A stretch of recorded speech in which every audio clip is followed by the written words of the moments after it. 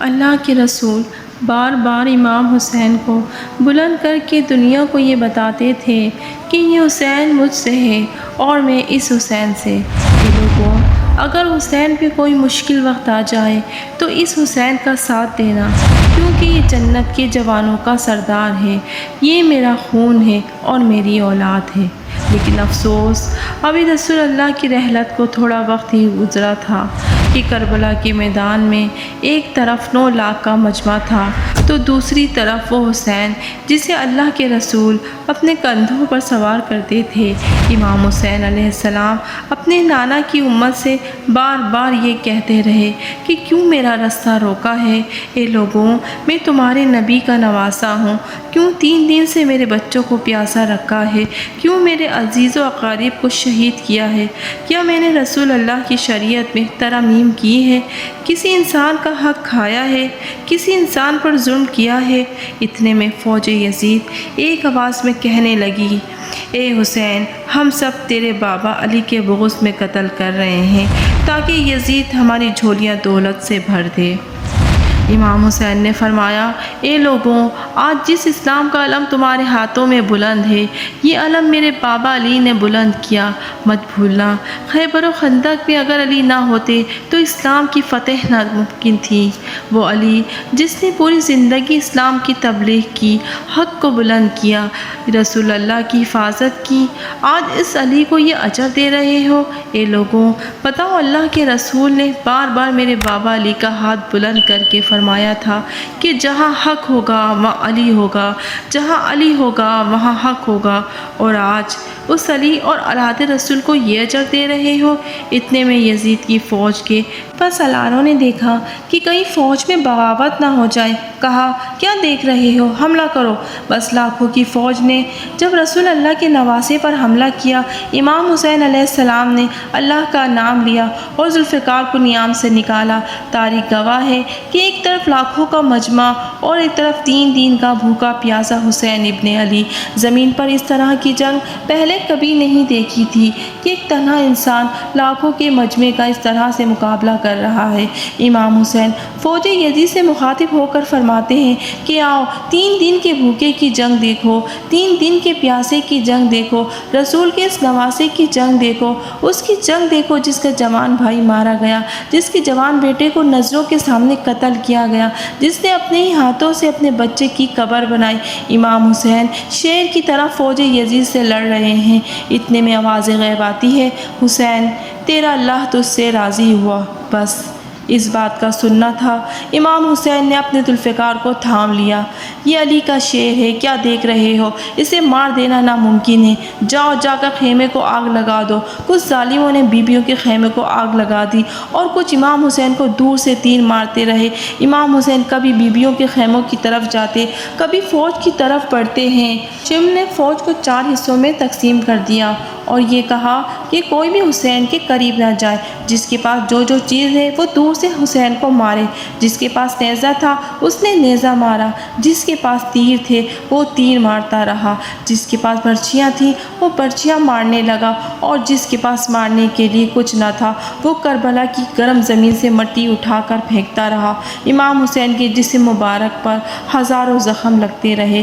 آپ کے جسم مبارک پر اتنے تیر تھے کہ آپ کا جسم مبارک نظر تک نہیں آ رہا تھا۔ بس جیسے ہی نواسہ رسول گھوڑے سے نیچے کی طرف آتے ہیں، فوج یزید جھومنا شروع کر دیتی ہے، لیکن اتنے میں وہ گھوڑا جس پہ آپ سواری کرتے ہیں وہ امام حسین کے چاروں طرف گھومنا شروع کر دیتا ہے تاکہ تیروں سے اپنے آقا امام حسین علیہ السلام کو بچا لوں۔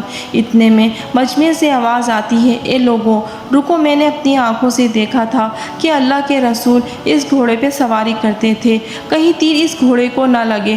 افسوس، ان لوگوں کو اس گھوڑے کا احترام تو معلوم تھا جس پہ رسول اللہ سواری کیا کرتے تھے، لیکن اس حسین کا احترام بھول چکے تھے جن کو اپنے کاندھوں پہ سوار کر کے امت کو دکھایا کرتے تھے۔ بس امام حسین علیہ السلام زمین کربلا پر اپنا سر رکھ کر اللہ کا شکر ادا کر رہے ہیں۔ وہاں فوجی یزید کے سپاہی امام حسین کا سر کاٹنے کے لیے قریب آتے ہیں۔ جو بھی امام حسین کے قریب آ کے امام حسین کے سر کو دیکھے تو اسے امام حسین کے چہرے میں رسول اللہ کا چہرہ نظر آئے اور وہ چیخ کر دور چلا جائے۔ اتنے میں شمر کہنے لگا یہ کام مجھ سے ہی ہونا ہے۔ جیسے ہی شمر نے خنجر امام حسین کے گلے پہ رکھا تو وہ دیکھتا ہے امام حسین کے لب ہل رہے ہیں۔ اس نے سوچا ہم نے حسین کا پورا خاندان قتل کر دیا، 3 دن تک حسین کے بچوں کو پیاسا رکھا، شاید حسین ہمیں بددعا دے رہے ہوں گے۔ سننے کے لیے کان قریب کیے تو کیا سنا، امام حسین علیہ السلام اللہ کے دربار میں اللہ کی نعمتوں کا شکر ادا کر رہے ہیں کہ اے اللہ تیرا شکر ہے کہ اس عظیم امتحان کے لیے تو نے مجھے چنا۔ اتنے میں امام حسین نے آنکھیں کھولی اور شمر سے کہا اے شمر کیا تو نہیں جانتا کہ میں رسول اللہ کا نواسا ہوں، جنت کا سردار ہوں، حق پہ ہوں؟ شمر نے کہا ہاں مجھے معلوم ہے۔ پھر آپ نے فرمایا کہ کیوں قتل کر رہے ہو؟ شمر نے کہا تاکہ یزید میری جھولی دنیاوی دولت سے بھر دے۔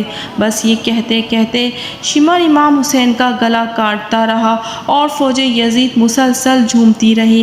امام حسین کا سر قلم ہونے کے بعد بی بی سکینہ کو تماچے مارے گئے۔ رسول اللہ کی نواسیوں کے سروں سے چادروں کو لوٹ لیا اور امام حسین کے جسم مبارک کی توہین کرنے لگے۔ تاریخ میں لکھا ہے امام حسین کے جسم پہ جو جو چیزیں تھیں اسے لوٹنے لگے۔ ایک شخص امام حسین کے قریب آیا، امام حسین کے ہاتھ میں ایک انگوٹھی تھی، اتارنے کی کوشش کی، نہ اتری تو وہ انگلی کاٹ کر انگوٹھی لے گیا۔ آپ کے جسم کو رسیوں سے باندھ کر کربلا کی گرم زمین پر ادھر سے ادھر کھینچا گیا۔ تاریخ گواہ ہے کہ کہیں سے کوئی قبیلہ اٹھ کر آتا اور کہتا کہ ہم ان کی لاش کو پامال ہونے نہیں دیں گے۔ کہیں بیویوں میں لیلا کا قبیلہ اٹھ کر آتا ہے اور کہتا ہے ہم علی اکبر کا لاشا پامال ہونے نہیں دیں گے۔ کہیں بی بی رباب کے قبائل کے لوگ کہتے ہیں ہم علی اصغر کا لاشا پامال ہونے نہیں دیں گے۔ ایک ایک شہید کی لاش پامال ہونے والی جگہ سے ہٹائی گئی۔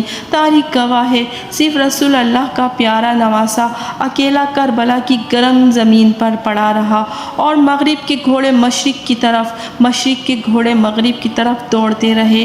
امام حسین کے جسم پامال ہوتا رہا۔ امام جعفر صادق علیہ السلام فرماتے ہیں سلام ہو میرے اس غریب داتا پر جن کی لاش کو اس طرح سے پامال کیا گیا کہ ان کی دائیں پسلیاں بائیں پسلیوں کی طرف چلی گئیں، جن کا سینہ اور پشت ایک طرف ہو گیا۔ سلام ہو میرے اس بے وطن دادا حسین پر جن کے جسم مبارک کے ٹکڑوں کو زمین کربلا پر بکھیرا گیا۔ سلام ہو، سلام ہو۔